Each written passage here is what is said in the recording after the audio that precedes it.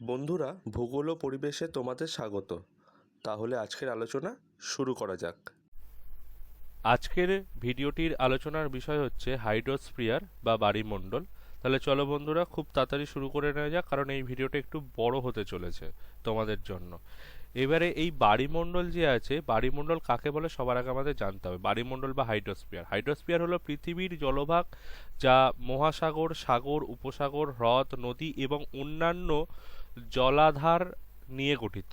এটি পৃথিবী পৃষ্ঠের উপরের এবং নিচের জলভাগের সামগ্রিক রূপ। আরও বিস্তারিতভাবে বলতে গেলে বায়ুমণ্ডল বলতে পৃথিবীর সেই জলীয় অংশকে বোঝায় যা তরল, অর্থাৎ জল যেটাকে আমরা তরল বলে ভাবি, কঠিন যেমন বরফ, বা গ্যাসীয় যেমন জলীয় বাষ্প অবস্থায় থাকতে পারে। এটি পৃথিবীর জলভাগের একটি স্তর যা পৃথিবী পৃষ্ঠের উপরে, নিচে এবং কাছাকাছি বিস্তৃত। পৃথিবীর মোট জলের 97.5% হলো লবণাক্ত এবং 2.5% হলো মিষ্টি জল বা পানীয় জল হিসাবে আমরা বলতে পারি, যা বায়ুমণ্ডলের অন্তর্ভুক্ত। এবার এই বায়ুমণ্ডলের উপাদান, মানে বায়ুমণ্ডল বলতে তো আমরা এই এত জায়গাকার জলের কথা বললাম, তো এই মেন উপাদান মানে মেন কোন জায়গা থেকে আমরা জলগুলো পেতে পারি, অর্থাৎ আমাদের যে বিভিন্ন জলের সোর্সগুলো আছে, উৎসগুলো আছে, সেই উৎসগুলো সম্বন্ধে একটুখানি জানতে হবে।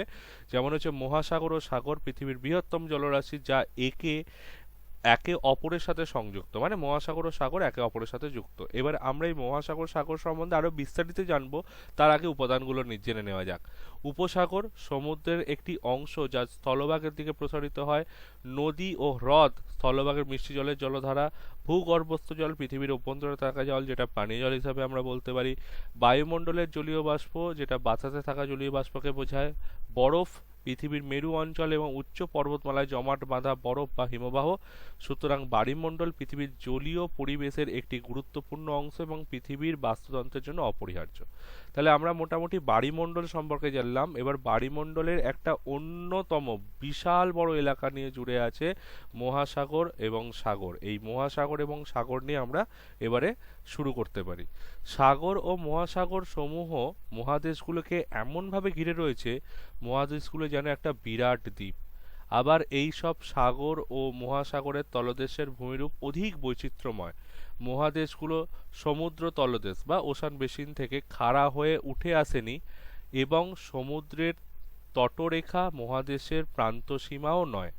মহাদেশের উপকূল ভাগের কিছু অংশ ধীরে ধীরে ঢালু হয়ে সমুদ্রের তলদেশে নেমে গেছে। মানে আমরা যদি এটাকে মহাসাগরের তলদেশ বলে ভেবে থাকি, তাহলে এটা যদি মহাসাগর হয়, তাহলে এই রকম ভাবে গিয়ে ওপরের দিকে উঠে এসে এখানে কন্টিনেন্ট অর্থাৎ দেশ বা মহাদেশ গঠিত হয়েছে তা নয়, বরং মহাদেশ বা দেশগুলো আস্তে আস্তে গভীর দিকে নেমে এসেছে, মানে এইরকম ভাবে নেমে এসেছে।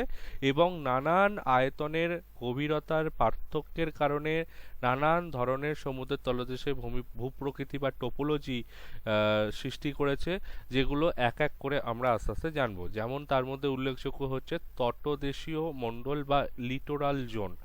জোয়ারের সময় সমুদ্রের তীরবর্তী অঞ্চলের জলস্তর বৃদ্ধি পায়, আবার ভাটার সময় জলস্তর ক্রমশ কমতে থাকে। এই উচ্চ জলস্তর থেকে নিম্ন জলস্তর পর্যন্ত অবস্থিত অঞ্চলকেই তটদেশীয় মণ্ডল বা লিটোরাল জোন বা উপকূল অঞ্চল বলা হয়ে থাকে। এটি মূলত মহীসোপানের উপকূলীয় ঢালের উপরের অংশে লক্ষ্য করা যায়। তো তারপরে আসছে ঝিনুক মণ্ডল বা নেরিটিক জোন।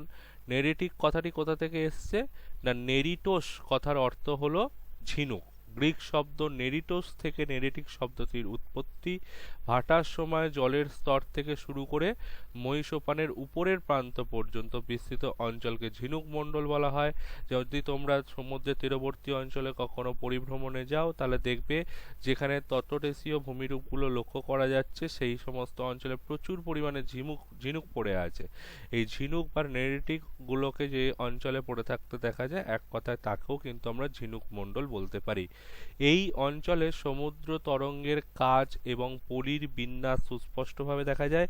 এটি মূলত মহীসোপানের উপকূলীয় ঢালের নিচের অংশে লক্ষ্য করা যায়। নেক্সট হচ্ছে মহীসোপান। যেই মহীসোপান, মহীঢাল এগুলো অত্যন্ত অত্যন্ত গুরুত্বপূর্ণ, একটু ভালো করে বুঝবে। মহাদেশগুলোর বাইরের দিকে সমুদ্রের ক্রমনিম্ন ও অগভীর নিমজ্জিত অঞ্চলকে মহীসোপান বলে। সাধারণত মহীসোপান প্রায় 1 ডিগ্রি কৌণিকভাবে ঢালু হয়ে সমুদ্রের তলদেশে বিস্তৃত হয়। মহীসোপানের সর্বোচ্চ গভীরতা হয় প্রায় 180 মিটার, যা প্রায় 100 ফ্যাথম বা 600 ফুটের মতো। মহীসোপানকে মহাদেশীয় ভূভাগের সর্বশেষ প্রান্ত হিসেবে বিবেচনা করা হয়। মহাদেশীয় ভূভাগের উপর দিয়ে প্রবাহিত নদীগুলির দ্বারা পলি, কাঁকর, পাথর, বালি প্রভৃতি মহীসোপানের উপর দিয়ে বয়ে গিয়ে সমুদ্রে পতিত হয়। মহীসোপান মূলত মহাদেশীয় ভূভাগেরই অংশ, কারণ এটি প্রধানত মহাদেশীয় শিলা বা শিয়াল মানে সিলিকা এবং অ্যালুমিনিয়াম দিয়ে গঠিত হয়। আমরা যদি দেখি কন্টিনেন্টাল সেলফ, দেখো এই ছবিতে এইটা হচ্ছে কন্টিনেন্টাল সেলফ, এমন একটা অংশ যেটা এটা হচ্ছে মহাদেশ, মহাদেশ থেকে হালকা নিচের দিকে নেমে এসে মহাসাগরের নিচে আমরা আছি। মানে যেখানটা আমরা সমুদ্রের তীরে গিয়ে যখন আমরা স্নান করি, যে অঞ্চলটায় দাঁড়িয়ে আমরা স্নান করি, জলের মধ্যে পা দিই বা জলটা এসে ঢেউটা খেয়ে আমাদেরকে ধাক্কা মারে, তো সেই অঞ্চলটাকে বলা হয় কন্টিনেন্টাল সেলফ। এর পরে কিন্তু অত্যন্ত গভীর যেটা হচ্ছে কন্টিনেন্টাল স্লোপ, সেটা হচ্ছে কি মহীঢাল বা কন্টিনেন্টাল স্লোপ। মহীসোপানের শেষ প্রান্ত সীমা থেকে খাড়াভাবে যে ঢাল গভীর সমুদ্রের নেমে যায় তাকে মহীঢাল বলা হয়। মহীঢাল কখনো 2 ডিগ্রি থেকে 5 ডিগ্রি কৌণিকভাবে, কখনো সম্পূর্ণ খাড়া অবস্থায় সমুদ্রে নেমে যায়। প্রকৃতপক্ষে মহীঢালই হলো মহাদেশগুলোর শেষ প্রান্তসীমা। মহীঢালের গভীরতা 180 মিটার থেকে 3600 মিটার পর্যন্ত হয়ে থাকে। মহীঢাল কেবল সঞ্চিত জলজ প্রাণীর দেহাবশেষ ও জলজ উদ্ভিদের ধ্বংসাবশেষ বা জীবাশ্ম প্রভৃতি নিয়ে গঠিত হয়ে থাকে। মানে আমরা কন্টিনেন্টাল সেলফে এখানটা দেখতে পেলাম, এর ঠিক পরেই যে গভীর অংশটা থাকে, যে গভীরতা বেড়ে যায় হঠাৎ করে, তাকেই বলা হয় কন্টিনেন্টাল স্লোপ, এটাকেই বলা হয় মহীঢাল। নেক্সট হচ্ছে মহী উত্থান বা কন্টিনেন্টাল রাইস। সেটা হচ্ছে কি মহী উত্থান মহীঢালের শেষ প্রান্তসীমা থেকে শুরু হয় আর কি। মহী উত্থানের নতিমাত্রা 0.5 ডিগ্রি থেকে 1 ডিগ্রির মধ্যে হয়। মহী উত্থানের গভীরতা ক্রমশ বৃদ্ধি পায় এবং শেষ পর্যন্ত গভীর সমুদ্রে সমভূমির সাথে মিলিত হয়। মানে ধরো এইখান থেকে দেখো, এই যে অংশটা থেকে হঠাৎ করে নিচের দিকে নেমে যাওয়া উচিত ছিল, কিন্তু কোনো কারণে এইখানটা একটু উঁচু মতো হয়েছে, সেটাকেই বলা হচ্ছে মহী উত্থান। মানে মহী উত্থান মানে মহী ঢালের মধ্যে যদি কোনো কারণে ভূমিরূপের উত্থান ঘটে তখন তাকে মহী উত্থান বলে, কিন্তু মহী উত্থান হওয়ার পরে সেটা আস্তে আস্তে সমুদ্রের গভীরে গিয়ে মিশে যায়। নেক্সট আসছে গভীর সমুদ্রের সমভূমি, ডিপ সি প্লেনস বা অ্যাবসাল প্লেন। মহী উত্থানের শেষ প্রান্তসীমা থেকে সমুদ্রের তলদেশে যে বিস্তৃত সমতল ভূমি অবস্থিত তাকে গভীর সমুদ্রের সমভূমি বলে। গভীর সমুদ্রের এই সমভূমির গভীরতা 3 থেকে 5 কিলোমিটার হয়, মানে সমুদ্র পৃষ্ঠ থেকে। গভীর সমুদ্রের সমভূমি বলা হলো প্রকৃতপক্ষে সমুদ্রের এই সমভূমি সম্পূর্ণরূপে সমতল নয়, কারণ গভীর সমুদ্রের সমভূমির ওপর জলমগ্ন অনেক মালভূমি, পাহাড়, পর্বত অবস্থান করে। যেমন এইটাকে বলা হচ্ছে গভীর সমুদ্রের সমভূমি। দেখো এইখানটা দেখো প্রায় সমভূমির মতো অবস্থান করছে, সেই জন্য এটাকে মোটামুটি গভীর সমুদ্রের সমভূমি বলা হয়। নেক্সট হচ্ছে গভীর সমুদ্র খাত বা ডিপ সি ট্রেন্স বা থ্রো। গভীর সমুদ্রের সমভূমির মাঝে কোথাও কোথাও গভীর গর্ত দেখা যায়, আবার আর এই সব গর্তকে গভীর সমুদ্র খাত বলা হয়। গভীর সমুদ্র খাতগুলো সাধারণত সমুদ্র তলদেশের এক প্রান্তে এবং আগ্নেয়গিরি ও ভূমিকম্প প্রবণ অঞ্চলে বেশি দেখা যায়। এই সমুদ্র খাতগুলি অধিক প্রশস্ত না হলেও খাড়া ঢাল বিশিষ্ট হয়। এগুলির গভীরতা সমুদ্রপৃষ্ঠ বা সি লেভেল থেকে প্রায় 5400 মিটারের অধিক হয়ে থাকে। এটা অনুমান করে বলা হচ্ছে 5400 মিটার, এর থেকে অনেক বেশিও হতে পারে। প্রশান্ত মহাসাগর তলদেশে অবস্থিত মারিয়ানা খাত, মারিয়ানা থ্রো বা মারিয়ানা ট্রেঞ্চ সর্বাপেক্ষা গভীরতম খাত। এর গভীরতা প্রায় 11,034 মিটার। দেখো এইখানটা দেখলে বুঝতে পারবে এটাকে বলা হচ্ছে কি না গভীর সমুদ্রের সমভূমি। এবার এই সমভূমির মধ্যে একটা মহাদেশীয় স্লোপের পরে মহাদেশীয় মহীঢালের পরে একটা গভীর খাতের সৃষ্টি হয়েছে, এটাকেই বলা হয় গভীর সমুদ্র খাত। এটার নাম দেখো মারিয়ানা ট্রেঞ্চ বলে লেখাই আছে। পরবর্তী আসছে সামুদ্রিক শৈলশিরা বা সাবমেরিন রিডজ। এটা হচ্ছে গভীর সমুদ্রের তলদেশে অবস্থিত পর্বতশ্রেণীর মতো উঁচু সুদীর্ঘ ও প্রশস্ত ভূভাগকে সামুদ্রিক শৈলশিরা বলা হয়। কয়েক কিলোমিটার প্রশস্ত ও সুদীর্ঘ শৈলশিরাগুলি পর্বতশ্রেণীর মতো সমুদ্রতলে অবস্থান করে। উদাহরণস্বরূপ আটলান্টিক মহাসাগরে অবস্থিত মধ্য আটলান্টিক শৈলশিরার নাম উল্লেখ করা যেতে পারে। যেমন এইখানে দেখো, এটা যদি পুরোটাই গভীর সমুদ্র সমভূমি হয়ে থাকে তাহলে আর তার মধ্যে একটা কি বলবো শৈলশিরার মতো আকৃতিযুক্ত ভূমিরূপের সৃষ্টি হয়েছে। এই শৈলশিরাগুলোকেই বলা হয় সামুদ্রিক শৈলশিরা, যেমন উদাহরণ হিসাবে বলা হচ্ছে আটলান্টিক শৈলশিরা। আচ্ছা, নেক্সট হচ্ছে সামুদ্রিক দ্বীপ। এই অংশটা কি হচ্ছে না, যদি এই শৈলশিরাবাহী অঞ্চলটি যদি সমুদ্র তল থেকে ওপরে উঠে অবস্থান করে, তখন তাকে আমরা জলের উপরিভাগে দেখতে পাই, তখন তাকেই বলা হয় সামুদ্রিক দ্বীপ। কি হচ্ছে, সামুদ্রিক শৈলশিরার শীর্ষ ভূভাগ এবং গভীর সমুদ্র তল থেকে উত্থিত আগ্নেয়গিরির শীর্ষ ভূভাগ সমুদ্র পৃষ্ঠে সামুদ্রিক দ্বীপ হিসাবে অবস্থান করে। এগুলি পার্শ্বদের যথেষ্ট খাড়াই হয়ে থাকে। প্রশান্ত মহাসাগর, আটলান্টিক মহাসাগর ও ভারত মহাসাগরে এইরূপ সামুদ্রিক দিক দেখতে পাওয়া যায়। পরবর্তী আসছে প্রশান্ত মহাসাগরীয় তলদেশের ভূপ্রকৃতি। মানে আমরা এবার আসছি প্রশান্ত মহাসাগরীয় তলদেশের নিচে কি রকম টাইপের ভূমিরূপ লক্ষ্য করা যায় সেগুলো সম্বন্ধে জানবো। প্রশান্ত মহাসাগরীয় তলদেশের ভূপ্রকৃতি বেশ বৈচিত্র্যময়। এখানে গভীর সমুদ্র খাত, শৈলশিরা, সমভূমি এবং মহীসোপান দেখা যায়। মারিয়ানা ট্রেঞ্চের মতো গভীর খাত বা অন্যান্য যে সমস্ত বিশাল মালভূমি আছে সেই মালভূমিগুলো এখানে বিদ্যমান। এটা হচ্ছে অ্যালবাস্ট্রোস প্লেটো এইগুলো বা স্ট্যাকস্কাইজ আইস, এই সমস্ত বিশাল মালভূমিগুলো এখানে লক্ষ্য করা যায়।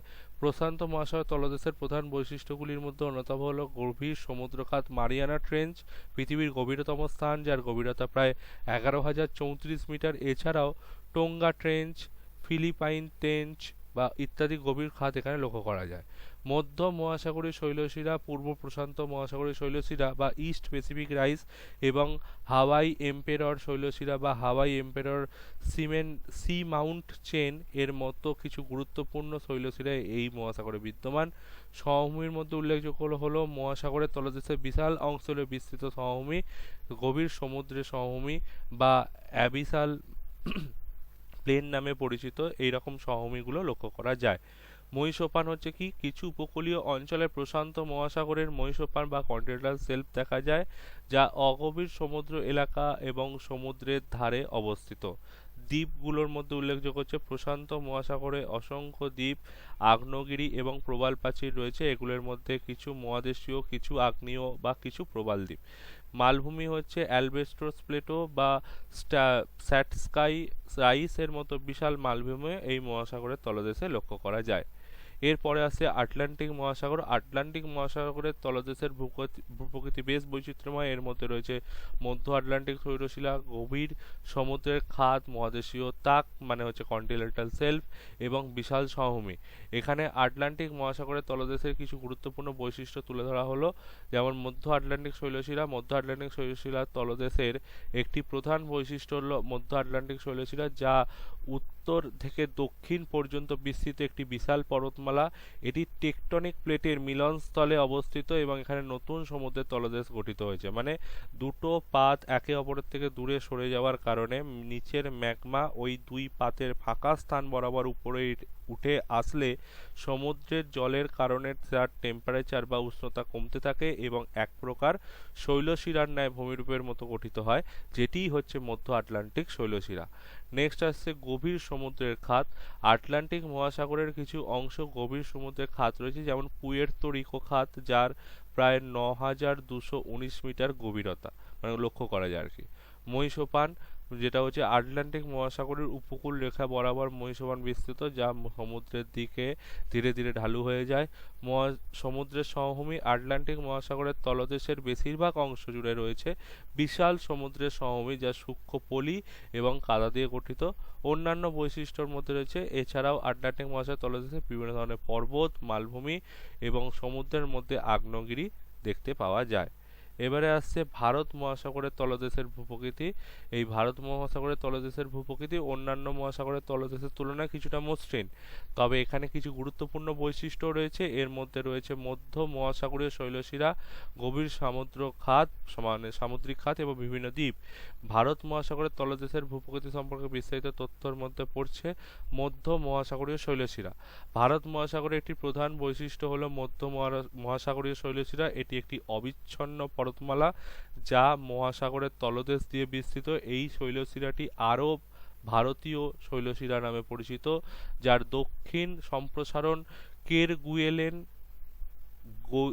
গাউটসবার্গ শৈলশিরা নামেই পরিচিত।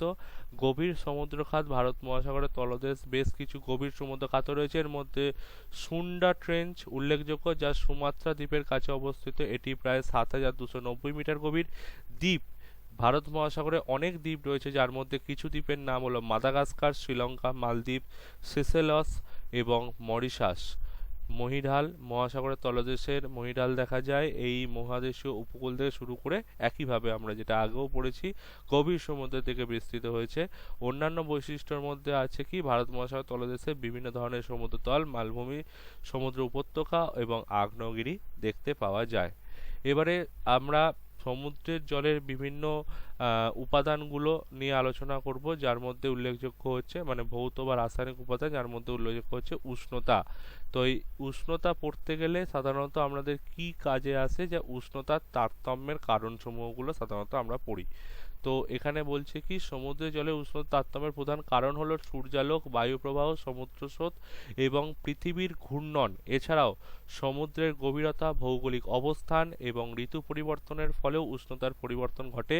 সমুদ্রের জলের উষ্ণতার তারতম্যের কারণগুলি হলো সূর্যালোক। অবভিয়াসলি আমরা জানি কি যে অঞ্চলে সূর্যের আলো বেশি পড়েছে সেখানে সমুদ্র জলের উষ্ণতা বেশি হবে, যেখানে কম পড়েছে সেখানে কম হবে।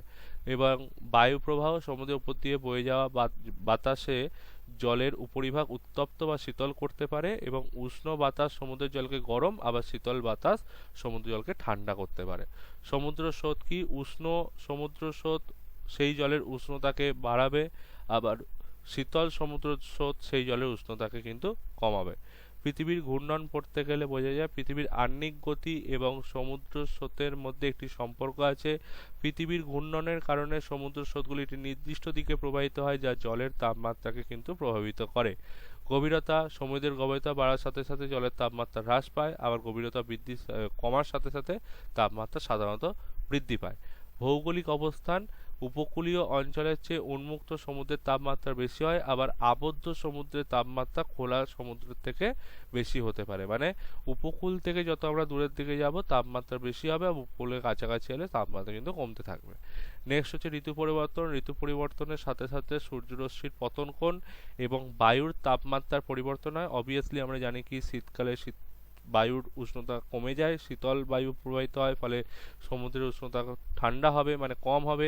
আবার গরমকালে বায়ু উষ্ণ হয়ে পড়ে, ফলে সমুদ্রের জলের উষ্ণতা কিন্তু বৃদ্ধি পাবে। লবণাক্ততা যে অঞ্চলে লবণাক্ততা বেশি সেই অঞ্চলে ঘনত্ব বেশি, ফলে সেই অঞ্চলে উষ্ণতা বেশি, এবং যে অঞ্চলে লবণাক্ত কম ফলে ঘনত্ব কম, ফলে উষ্ণতাও কিন্তু কম হবে। নেক্সট হচ্ছে সমুদ্র জলের অন্যতম আরেকটা উপাদান হচ্ছে লবণতা। এই লবণাক্ততার বা লবণতার তারতম্যের প্রধান কারণসমূহগুলো নিম্নে সংক্ষেপে আলোচনা করা হয়েছে। সমুদ্র জলের লবণতার বা লবণাক্ততার তারতম্যের প্রধান কারণ হলো বাষ্পীভবন, বৃষ্টিপাত, নদীর প্রবাহ এবং বরফ জমা ও গলার মতো বিষয়গুলো। উপকূলীয় অঞ্চলে নদীর মিষ্টি জলের প্রভাবে এবং মেরু অঞ্চলে বরফ তৈরি ও গলার কারণেও লবণাক্ততা প্রভাবিত হয়। সমুদ্র জলের লবণাক্ততার তারতম্যের প্রধান কারণগুলি নিচে উল্লেখ করা হলো। বাষ্পীভবন, যেখানে বাষ্পীভবন বেশি হবে লবণাক্ত সেখানে বেশি হবে, বাষ্পীভবন যেখানে কম হবে সেখানে লবণাক্ততা কিন্তু কমবে। ফলে বৃষ্টিপাত ও নদীর প্রবাহ, যেখানে যদি কোনো লবণাক্ত জলের সাথে অতিরিক্ত জল মিশে যায় তাহলে কি হবে, লবণাক্ততার পরিমাণ কমে যাবে। সেই জন্য যেখানে বৃষ্টিপাত বা নদীর সঙ্গম লক্ষ্য করা যায় সেখানে লবণাক্ততা কমে যায়, আবার যেখানে বৃষ্টিপাত বা নদীর সঙ্গম লক্ষ্য করা যায় না সেখানে কিন্তু তুলনামূলক লবণাক্ততা বৃদ্ধি পায়। বরফ তৈরি ও গলা ওই একই পদ্ধতি, বরফের গলনের ফলে কিন্তু লবণাক্ততা কমবে, আবার বরফের তৈরি হওয়ার ফলে কিন্তু লবণাক্ততা বৃদ্ধি পাবে। বায়ু প্রবাহ সমুদ্রের উপরিভাগের জল সরিয়ে ভেতরে শীতল ও অধিক লবণাক্ত জল উপরে নিয়ে আসে, যা লবণাক্ততার তারতম্য ঘটায়। জোয়ার ভাটার কারণে নদীর মোহনার কাছে সমুদ্রের জলের সাথে নদীর জলের মিশ্রণ ঘটে, ফলে লবণাক্ততা কমে যায়। উপকূলীয় অঞ্চলের প্রভাব। উপকূলের কাছাকাছি অঞ্চলের নদীর মিষ্টি জলের প্রবাহ এবং সমুদ্রের জলের মধ্যে মিশ্রণ লবণাক্তকে প্রভাবিত করে। উদাহরণস্বরূপ গঙ্গা ব্রহ্মপুত্র বদ্বীপ অঞ্চলের নদীর জলের প্রভাবে লবণাক্ততা অনেকটা কমে গেছে।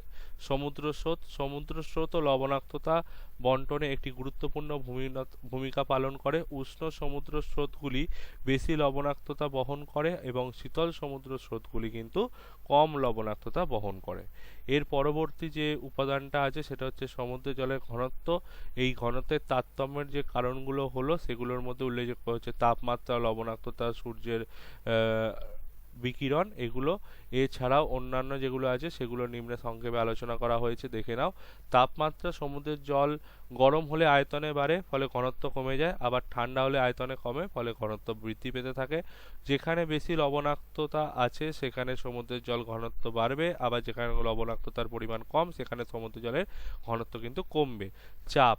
গভীরতার সাথে সাথে জলের চাপ বাড়ে, যা জলের কণাগুলোকে কাছাকাছি আনতে সাহায্য করে এবং ঘনত্ব সামান্য বৃদ্ধি করে। তবে তাপমাত্রা ও লবণাক্ততার তুলনায় চাপের প্রভাব কম।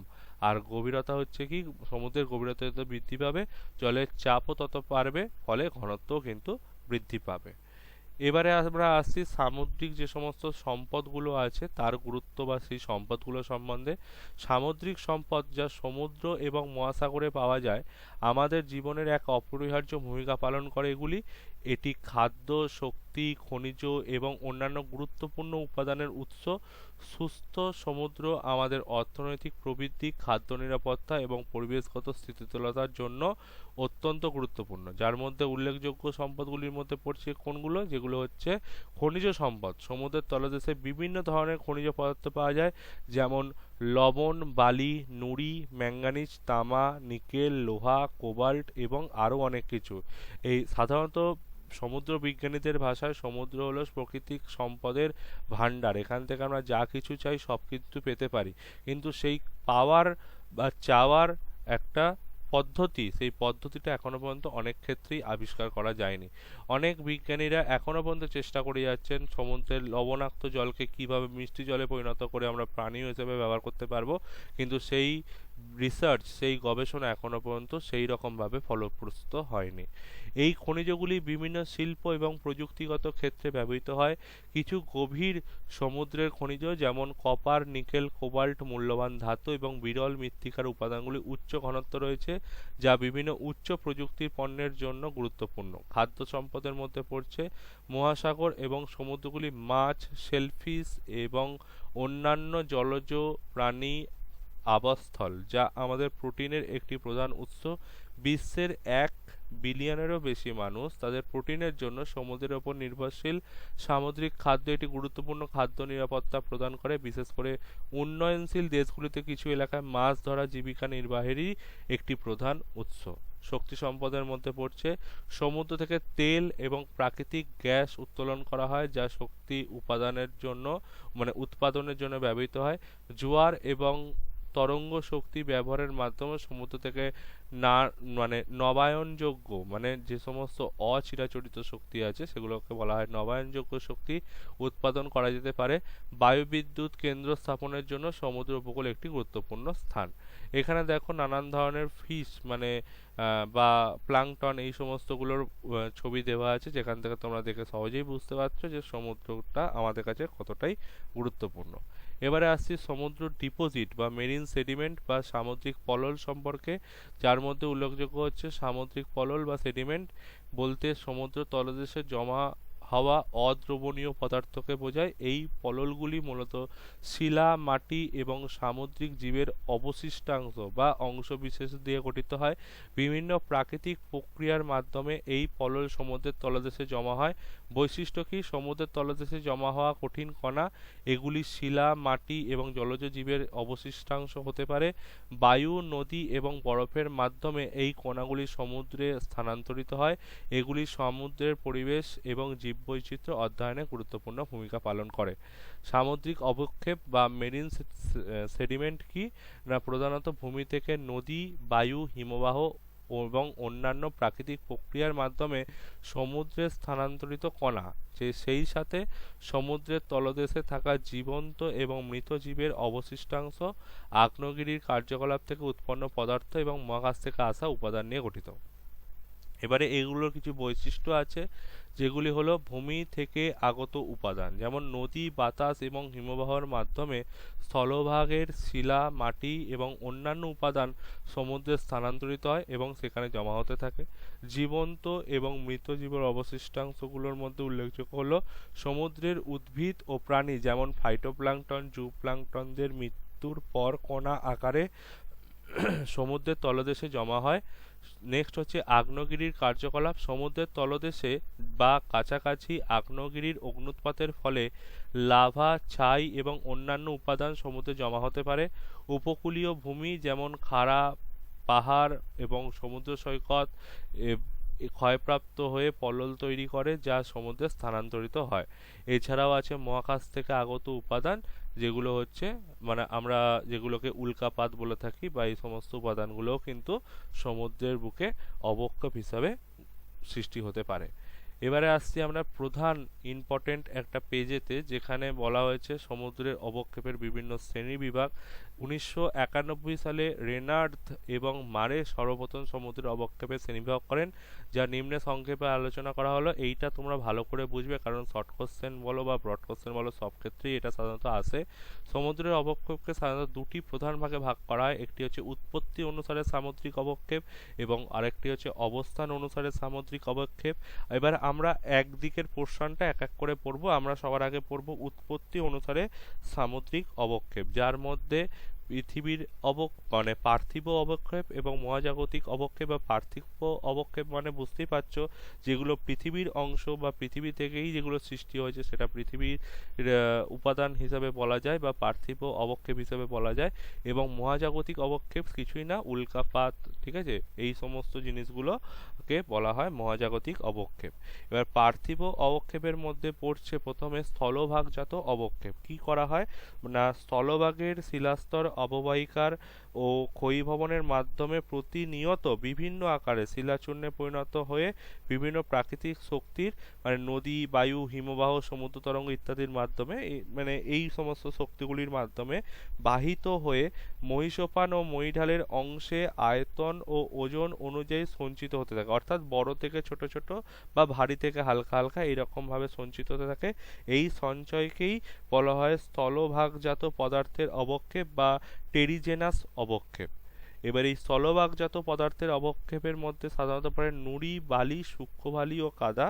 নুড়ি কাকে বলছে? সাধারণত 2.56 মানে 256 মিলিমিটার ব্যাসের মধ্যেকার, মানে 0 থেকে 256 মিলিমিটার ব্যাসযুক্ত যে শিলাখণ্ড আছে, অতি সূক্ষ্ম শিলাখণ্ড, তাকে বলা হয় নুড়ি। এবার বালি কাকে বলছে?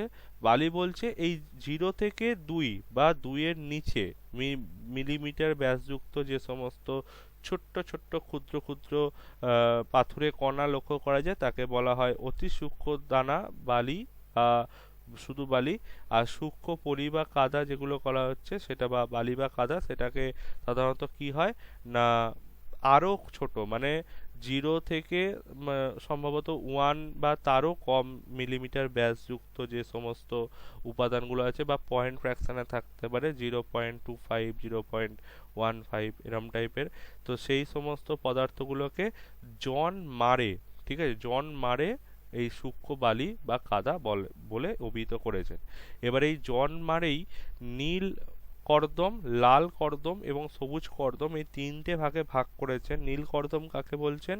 আয়রন সালফাইড ও জৈব সমৃদ্ধ স্থলভাগের শিলা থেকে সৃষ্ট নীল রঙের কাদা যেগুলো আছে, সেগুলোকে বলা হয় নীল কর্দম। আর লাল কর্দম কাকে বলছে? আয়রন অক্সাইড সমৃদ্ধ থেকে উৎপন্ন যে লাল ধরনের কাদা, তাকে বলা হচ্ছে লাল কর্দম। এবং সবুজ কর্দম কাকে বলছে? নীল কাদা লবণাক্ত জলের সাথে দীর্ঘদিন রাসায়নিক বিক্রিয়ার পরে সবুজাভ পটাশিয়াম সিলিকেট ও গ্লুকানাইট লৌহ সমৃদ্ধ সবুজ কাদায় পরিণত হয়, তখন তাকে বলা হচ্ছে সবুজ কর্দম। এবারে আসছে আমাদের আগ্নেয় অবক্ষেপ, মানে আমরা স্থলভাগজাত অবক্ষেপ সম্বন্ধে পড়লাম। এখানে আছে দেখো স্থলভাগ সম্বন্ধে পড়েছি, এবার আগ্নেয় অবক্ষেপ সম্বন্ধে পড়বো। এই আগ্নেয় অবক্ষেপ মানে আগ্নেয়গিরি থেকে যে সমস্ত অবক্ষেপগুলো সমুদ্রের গভীরে জমা হতে থাকে তাকে বলা হয় আগ্নেয় অবক্ষেপ। একে দুটি ভাগে ভাগ করা যায়, স্থলভাগের অবক্ষেপ এবং জলভাগের অবক্ষেপ। স্থলভাগের অবক্ষেপ কাকে বলছে? স্থলভাগে সমুদ্রের নিকট অগ্নুৎপাতের ফলে নির্গত লাভা অগভীর সমুদ্রে জমা হয় এবং হালকা সূক্ষ্ম ধূলিকণা, ছাই, ভস্ম বায়ুপ্রবাহের সঙ্গে উড়ে গিয়ে সমুদ্র জলে মিশে ধীরে ধীরে তা থিতিয়ে পড়ে। এইগুলোকে সাধারণত স্থলভাগের অবক্ষেপ বলা হয়। এবার জলভাগের অবক্ষেপ কাকে বলছে? সমুদ্রের তলদেশে অগ্নুৎপাতের ফলে নির্গত পদার্থ সারি সারি সঞ্চিত হয়ে নীল রঙের কাদার মতো অবক্ষেপের পরিণত হয় বা অবক্ষেপের সৃষ্টি করে, সেই সমস্ত অবক্ষেপকে সাধারণত বলা হয় জলভাগের অবক্ষেপ। এবারে আসছি আমরা কি স্থলভাগজাত অবক্ষেপ পড়লাম, আগ্নেয় অবক্ষেপ পড়লাম, এবার জৈব অবশেষ অবক্ষেপ পড়ব। এই জৈব অবশেষ অবক্ষেপ বলতে বোঝাচ্ছে কি সমুদ্রের জলে বসবাসকারী যে সমস্ত জীব সম্প্রদায়গুলো আছে সেই জীবেদের মৃত্যুর পরে তাদের দেহের দ্বারা সৃষ্ট অবক্ষেপকে বলা হয় জৈব অবশেষ অবক্ষেপ। এটিকে দুটো ভাগে ভাগ করা হয়েছে, যে নেরিটিক অবক্ষেপ, একটা হচ্ছে পিলেজিক অবক্ষেপ। এবারে আসছে নেরিটিক অবক্ষেপ কাকে বলছে? নেগেটিভ অবক্ষেপ বলছে মহীসোপানের স্বল্প লবণাক্ত অগভীর জলে শামুক, ঝিনুক, স্টারফিশ, স্পঞ্জ, প্রবাল প্রভৃতি মানে সামুদ্রিক উদ্ভিদ ও প্রাণীর দেহাবশেষ যান্ত্রিক ও রাসায়নিক প্রক্রিয়ায় পরিবর্তিত হয়ে পলি, বালি, কাদারূপে সঞ্চিত হলে তখন তাকে নেরিটিক অবক্ষেপ বলা হয়। এই নেরিটিক অবক্ষেপকে আবার সাধারণত চারটি ভাগে ভাগ করা হয়, যেমন হচ্ছে চুনময় উদ্ভিজ্জ অবক্ষেপ, যেমন সমুদ্র শৈবাল বা এই সমস্তগুলো থেকে সৃষ্টি হয়। চুনময় প্রাণীজ অবক্ষেপ, যেমন শামুক, ঝিনুক, স্টারফিশ, তিমি মাছ, হাঙর মাছের দাঁত, এই সমস্ত থেকে এগুলো সৃষ্টি হয়। সিলিকাময় উদ্ভিজ্জ অবক্ষেপ, যেমন ডায়াটাম থেকে সাধারণত এগুলো সৃষ্টি হয়। এবং সিলিকাময় পরে হচ্ছে উদ্ভিজ্জ অবক্ষেপের পরে হচ্ছে সিলিকাময় প্রাণীজ অবক্ষেপ, রেডিওল্যারিয়ান থেকে এইগুলো সাধারণত সৃষ্টি হয়। নেক্সট আসছি আমরা পিলেজিক অবক্ষেপ। উন্মুক্ত ও গভীর সমুদ্রে বিভিন্ন সামুদ্রিক শৈবাল, উদ্ভিদ ও ছোট ছোট প্রাণীর দেহাবশেষের চুন ও সিলিকা সমৃদ্ধ তরল পিচ্ছিল কাদার মতো পদার্থ বা সিন্ধু কর্দের বা ওজ, ও ও জেড ই, ওজ এর সৃষ্টি করে, তাকে বলা হচ্ছে পিলেজিক সঞ্চয়। এগুলোকেই সাধারণত এই পিলেজিক সঞ্চয়কেই সাধারণত পিলেজিক অবক্ষেপ বলা হয়। নেক্সট হচ্ছে অজৈব পদার্থজাত অবক্ষেপ। এগুলো কাকে বলছে?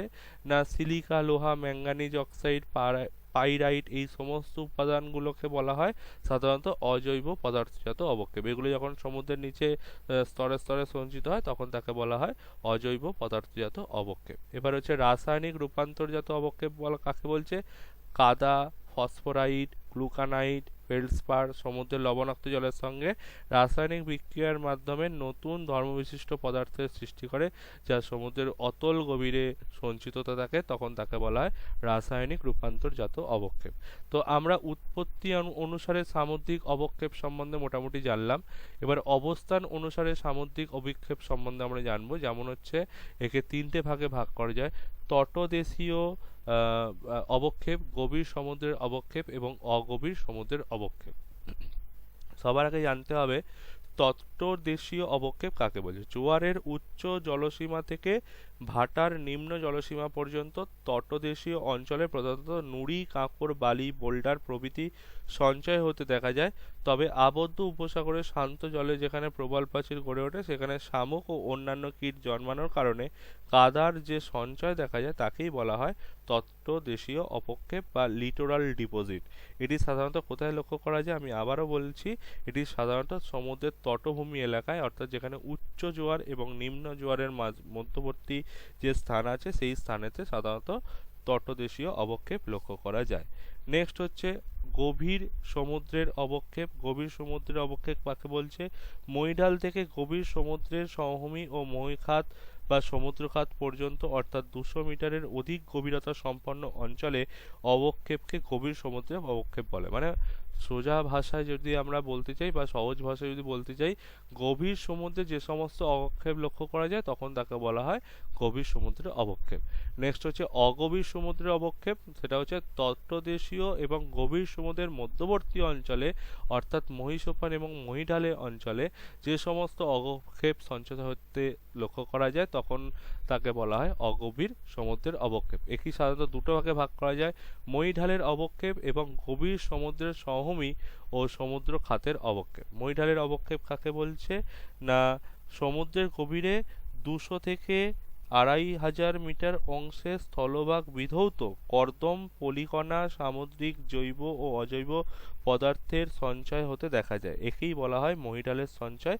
এখানে সাধারণত নীল, লাল ও সবুজ কর্দম এগুলো লক্ষ্য করা যায়। আর একটা হচ্ছে গভীর সমুদ্রের সমভূমি ও সমুদ্র খাতের অবক্ষেপ, সেটা হচ্ছে কত, এটা হচ্ছে 2500, আগের বারে বললাম মহীঢালের ক্ষেত্রে, তার মানে এখানে হবে 2500 মিটারের বেশি গভীরতায় আগ্নেয়গিরি থেকে নির্গত পদার্থ উল্কাপিণ্ড স্থলভাগের আগ্নেয়গিরি বা জলভাগের মানে সমুদ্রের নিচে থাকা আগ্নেয়গিরি প্রভৃতি থেকে নির্গত পদার্থ সঞ্চয় হতে লক্ষ্য করা যায়। এই সঞ্চিত পদার্থকেই বলা হয় গভীর সমুদ্র খাতের অবক্ষেপ বা abyssal plain and deep ocean deposits. এবারে এই অ্যাবসেল প্লেন বা ডিপ ওশান ডিপোজিটস বা গভীর সমুদ্রের সমভূমি ও সমুদ্র খাতের অবক্ষেপ, একে সাধারণত দুটো ভাগে ভাগ করা যায়, একটা হচ্ছে লোহিত পঙ্খ ও অন্যটা হচ্ছে সিন্ধু কর্দ। লোহিত পঙ্খ কাকে বলছে, এই গভীর সমুদ্রে প্রাপ্ত উল্লেখযোগ্য অজৈব অবক্ষেপের মধ্যে মানে লোহিত পঙ্খ অত্যন্ত উল্লেখযোগ্য। এটা হচ্ছে এটার নাম হচ্ছে লিউটাইট নামেও একে বলা হয়। মানে সমুদ্রের তীরে মানে সমুদ্রের তীর থেকে যে গভীরের দিকে যাচ্ছে সেই গভীরতায় প্রচুর পরিমাণে কি হয়, ওই সমুদ্রের যে জীবগুলো থাকে অর্থাৎ বিভিন্ন ধরনের ফিশ, স্টার ফিশ, এই সমস্ত জীবগুলোর দেহাবশেষ প্রভৃতি জমা হতে থাকে, সেগুলোকে লোহিত বা লাল রঙের দেখার কারণে তাকে বলা হয় লোহিত পঙ্খ বা লোহিত কাদা। এছাড়া হচ্ছে অন্যটি হচ্ছে সিন্ধু কর্দ। সিন্ধু কর্দ কাকে বলছে, গভীর সমুদ্রে ভাসমান প্রাণী ও উদ্ভিদের দেহাবশেষ থেকে উৎপন্ন চুন ও সিলিকা সমৃদ্ধ পিচ্ছিল তরল কাদার মতো বস্তুকে সিন্ধু মল বা সিন্ধু কর্দ বা ওশ বলা হয়ে থাকে। এটি সাধারণত দুটি ভাগে ভাগ করা যায়, মানে বিজ্ঞানী মারে দুটি ভাগে ভাগ করেছেন এটাকে, একটা হচ্ছে চুন জাতীয় এবং অপরটি হচ্ছে সিলিকা জাতীয়। এবার এই সিলিকা জাতীয় এবং চুন জাতীয়কেও আবার দুটি ভাগে ভাগ করা হয়। চুন জাতীয় যে সমস্ত কর্দগুলো আছে তাকে বলা হয় টেরাপোড এবং গ্লোবিজারিনা, এবং সিলিকা জাতীয় যে সমস্ত কর্দগুলো আছে তাকে দুটো ভাগে ভাগ করা যায়, একটি হচ্ছে রেডিওল্যারিয়ান এবং ডায়াটম। এবার টেরাপোড কাকে বলছে, টেরাপোড হচ্ছে ক্রান্তীয় অঞ্চলে উষ্ণ সমুদ্র স্রোতের শৈলশিরা ও প্রবাল সমৃদ্ধ অঞ্চলে 600 থেকে 2000 মিটার গভীরতাযুক্ত সমুদ্রে টেরাপোড সিন্ধু কর্দ বেশি দেখা যায়। প্রশান্ত মহাসাগরের পূর্ব ও পশ্চিম অংশে, পশ্চিম ভারতীয় দ্বীপপুঞ্জ অঞ্চলে, অস্ট্রেলিয়ার পূর্বাংশে এবং আটলান্টিক মহাসাগরের চ্যালেঞ্জার ও ডলফিন উচ্চভূমি অঞ্চলে টেরাপোড সিন্ধু কর্দের সঞ্চয় লক্ষ্য করা যায়। এতে বেশি পরিমাণে থাকে CaCO3 বা ক্যালসিয়াম কার্বনেট, যার রং হয় লাল রঙের, সেই জন্য এটাকে বলা হয় টেরাপোড। আর গ্লোবিজারিনা কি হচ্ছে না, ক্রান্তীয় ও উপক্রান্তীয় অঞ্চলে 3600 থেকে 7000 মিটার গভীরতায় এই সিন্ধু কর্দের সঞ্চয় লক্ষ্য করা যায়। আটলান্টিক ও ভারত মহাসাগরের পূর্ব ও পশ্চিম অংশে এই প্রকার বেশি বিস্তার লক্ষ্য করা যায়। এতেও CaCO3 থাকে, তবে 65% থাকে, সেই কারণে একে গ্লোবিজারিনা বলা হয়। এবার সিলিকা জাতীয় যে সমস্ত ভাগগুলো আছে কর্দের, তার মধ্যে একটি হচ্ছে রেডিওল্যারিয়ান। এই রেডিওল্যারিয়ান সিন্ধু কর্দ কি না, রেডিওল্যারিয়ান হচ্ছে ক্রান্তীয় সমুদ্রে 3600 থেকে 9000 মিটার গভীরতায় এই অবক্ষেপ দেখা যায়। এই অবক্ষেপের প্রধান বৈশিষ্ট্য হচ্ছে এটি সিলিকার ভাগ খুব বেশি থাকে এবং ক্যালসিয়াম খুব কম থাকে। রেডিওল্যারিয়ান সিন্ধু কর্দ শুকিয়ে গেলে ধূসর পাউডারের মতো দেখায়। আর অন্যটি হচ্ছে ডায়াটম সুমেরু ও কুমেরু মহাসাগর এবং আলাস্কা ও জাপান উপকূলবর্তী সমুদ্রে এর সঞ্চয় সবথেকে বেশি দেখা যায়। 1200 থেকে 4000 মিটার গভীরতায় শীতল সমুদ্র স্রোতের সমুদ্রে এই ধরনের অবক্ষেপ বেশি পরিমাণে লক্ষ্য করা যায়। এর দুটি বৈশিষ্ট্য হচ্ছে ডায়াটাম সিন্ধুগর্ত শুকিয়ে গেলে লালচে বাদামি রঙের পাউডারের মতো দেখায় এবং স্থলভাগের নিকট ডায়াটম সিন্ধুগর্তের রং নীল হয়ে থাকে এবং গভীর সমুদ্রে বা দূরে গেলে তার রং ক্রমশ পরিবর্তিত হয়ে পিত বা ক্রিম কালারের হয়ে থাকে। তাহলে আশা করছি এই ভিডিওটির মাধ্যমে তোমাদের এই বায়ুমণ্ডল বা সমুদ্রের অবক্ষেপ সম্বন্ধে আমি মোটামুটি বোঝাতে পেরেছি। আজকের মতো এখানেই, পরবর্তী ভিডিওতে আমরা নতুন কিছু আলোচনা করব। আজকের মতো এখানেই শেষ করলাম। Thank you so much. বন্ধুরা, আরও এরকম ইন্টারেস্টিং ভিডিও পেতে ভূগোল ও পরিবেশ চ্যানেলটিকে সাবস্ক্রাইব করো, শেয়ার করো এবং লাইক করো। Thank you. Visit again.